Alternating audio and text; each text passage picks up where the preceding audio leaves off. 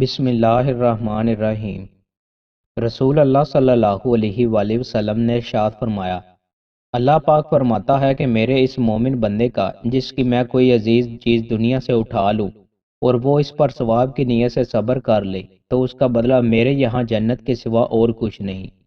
رسول اللہ صلی اللہ علیہ وآلہ وسلم نے ارشاد فرمایا، تم میں سب سے عزیز مجھے وہ شخص ہے جس کے عادات و اخلاق سب سے عمدہ ہوں۔ رسول اللہ صلی اللہ علیہ وآلہ وسلم نے ارشاد فرمایا، جو شخص اہل مدینہ سے دھوکہ کرے گا تو وہ اس طرح پگھل جائے گا جیسے نمک پانی میں گھل جاتا ہے۔ رسول اللہ صلی اللہ علیہ وآلہ وسلم نے ارشاد فرمایا، تم میں سے میرے نزدیک زیادہ محبوب وہ شخص ہے جو زیادہ اچھے اخلاق والا ہے۔ رسول اللہ صلی اللہ علیہ وآلہ وسلم نے ارشاد فرمایا، سورج اور چاند میں کسی کی موت و حیات کی وجہ سے گرہن نہیں لگتا، بلکہ یہ اللہ تعالیٰ کی نشانیوں میں سے ایک نشانی ہے، اس لیے جب تم ان کو دیکھو تو نماز پڑھا کرو۔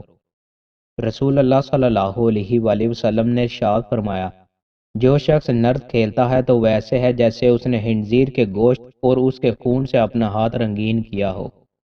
رسول اللہ صلی اللہ علیہ وآلہ وسلم نے ارشاد فرمایا، اپنی آوازوں سے قرآن کو حسین بناؤ، کیونکہ اچھی آواز قرآن کے حسن میں اضافہ کرتی ہے۔